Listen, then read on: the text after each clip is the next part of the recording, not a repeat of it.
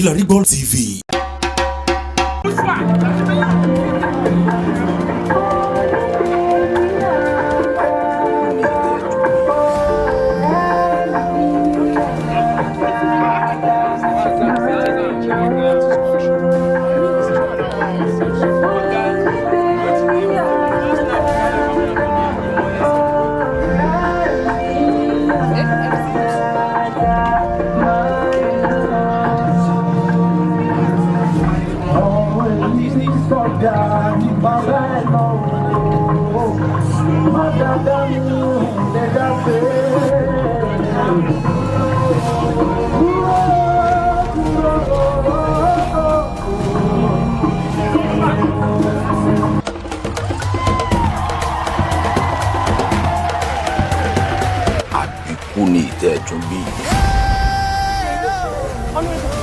It is no longer news that you represented Nigeria. That is not true.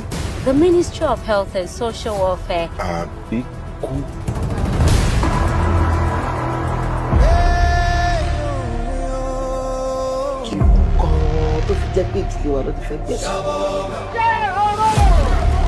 What is this?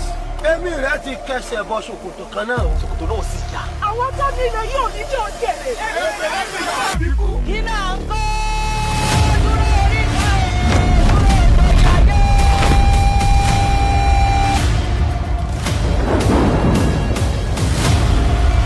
Ẹ̀yin ẹlẹ́rìí ayé o. Ọmọ ní ìmájò mo yọ kódà. Ẹ̀jẹ̀ gbígbóná wà, ẹ̀jẹ̀ dúdú wà, ẹ̀jẹ̀ kíkorò wà, ẹ̀jẹ̀ májèlé wà. Àríró eléyìí rí a fi ń gbọ́ lọ́rọ̀ ló jẹ́ ni. Tó bá wù mí, wọ́n dùn bí egún. Tó bá wù mí, wọ́n fọ́n bí ọ̀sà àgbàlẹ̀. Ẹ má sọ̀rọ̀ mi náà.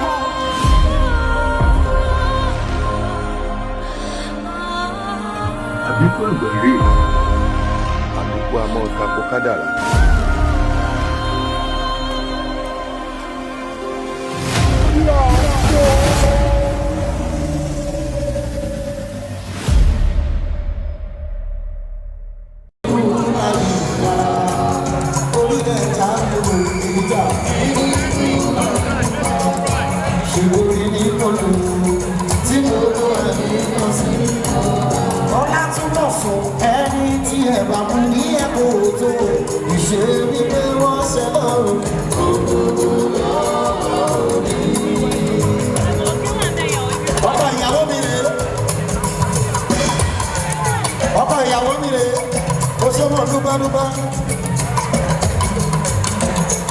Rotimi ti dé Rotimi lónìí ní gbogbo yíyọ àti owó sí ti gbogbo yíyọ. Òṣèlú dúbádúbá níbi tó ti ń lòpò nìkan. Ó dà wọ́n ká o, ayémúdó ọkọ̀ kù òbí ẹ̀ṣẹ̀ ẹ̀kọ́ mi. Rotimi dé, mama di pípò. Òkú ìlédè ẹ̀yìn rẹ̀ tó lọ, ọ̀nà ìlàdé máa ń lá.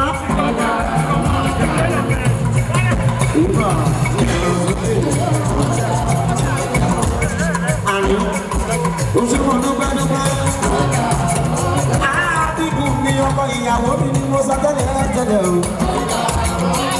Rotimi Sàlámì, kó o má ṣe báyìí o. Àbíkú òṣèlú dúpẹ́dúpẹ́. Ọkọ ìyàwó mi ló ti tó o. Bí má ṣe báyìí o.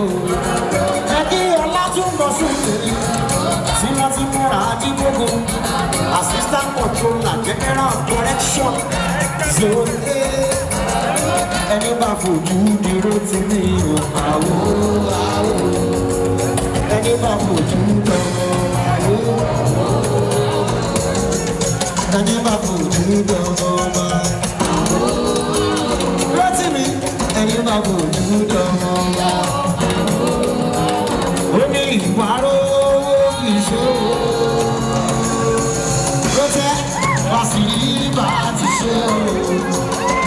Nínà ìwà òṣè. Rotimi Sàlámì ìgbàkigbà tí òun kàn ẹ́ nínú bàbá nínú ìwà òṣè. Má gbèdé bẹ́ẹ̀ ẹ bá mi kọ́ máa ṣe àṣẹ. Ẹ jọ mídíà ẹ ẹ bá mi máa jẹun ìkúrí ẹ̀ kété ó sì ní àrùn ẹ̀ kété ṣe ìwò wọlé wá àdúrà níwá ojúmọ́ dúpẹ́dúpẹ́ ojúmọ́ dúpẹ́dúpẹ́ kí là ń ṣe lónìí ẹ̀tẹ̀rù mọ́ wípé kí là ń kó la wá ṣe kí là ń kó la wá ṣe òye kí là ń kó la wá ṣe kí là ń kó la wá ṣe kí là ń kó la wá ṣe ẹ sọ̀rọ̀ kí là ń kó la wá ṣe àní kí là ń kó la wá ṣe ó sì ní kó sọ wá ẹ. Movie by Owen Ademola sọ bẹ́ẹ̀ kí là ń kó la wá ṣe produced by Rotimi Salami ní ẹni Rotimi jáwọ́ náà pé ó ti gòkè kòkòrò Olúwa ló gbé ọ̀gá. Rotimi rotẹ́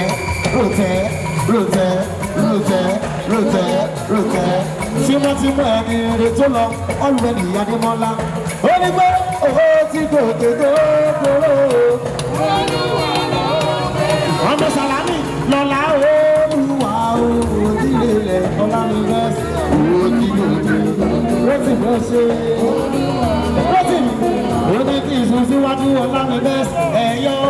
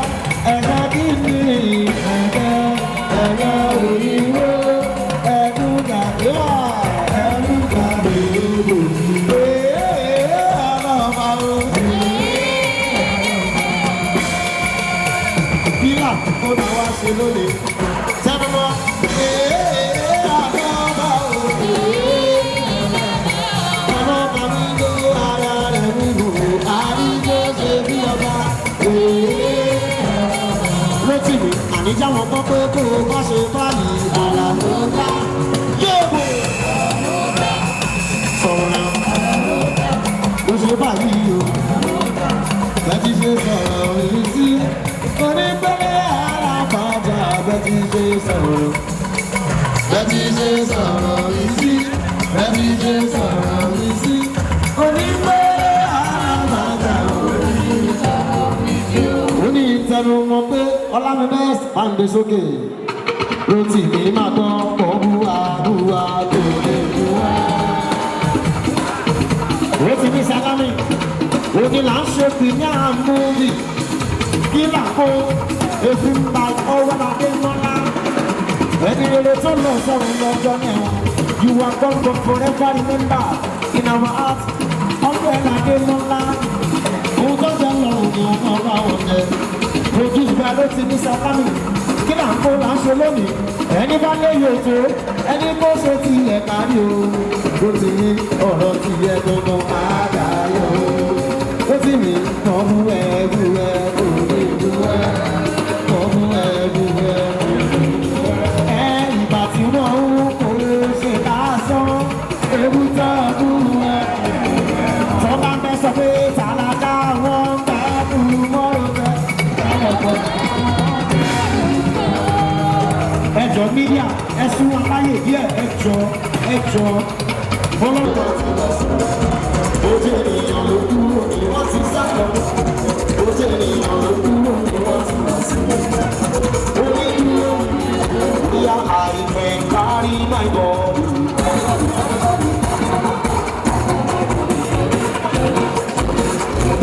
Aṣọ́jọ́ owó mi lọ́wọ́ mílíọ̀nù kíkì ẹ̀mí mímọ́ ẹ̀ ṣe. Adams àìfẹ́ kárí máa bọ̀ ẹ̀mí mímọ́ ẹ̀ ṣe. Kíkì ló ní sọ bẹ́ẹ̀. Kíkì. Ẹ̀mí mímọ́ ẹ̀ ṣe. Kárí bọ̀ yìí o. Ó yà kí ẹ̀mí náà bá sẹ́ni mo ṣe kíkì.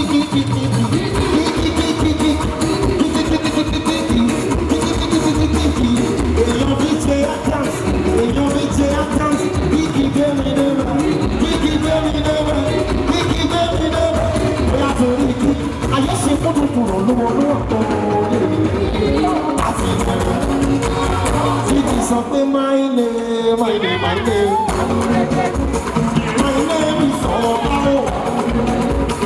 Èèyàn títí lè yí o, kí ni sọ́kè èèyàn bẹ́ẹ̀ fẹ́.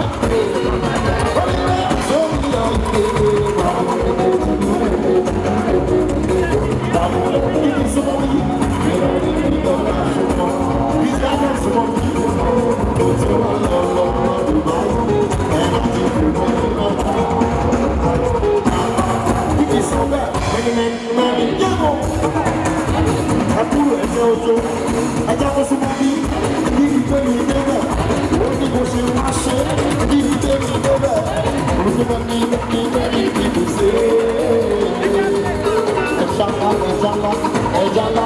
pátápátá ó ní pé mẹ́rin mo lè kà nínú eré bàbá mi èyí ni ó wúra o ní àìsàn bẹ́ẹ̀.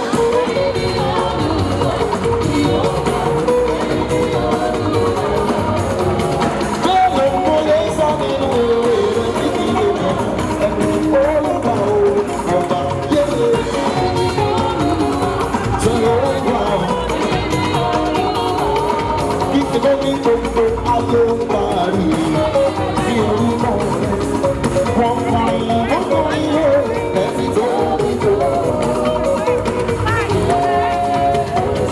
Kíkẹ́ ṣe àwọn ọ̀rọ̀ wọn ṣẹlẹ̀ yìí. Wọ́n kò ní bàjẹ́ o.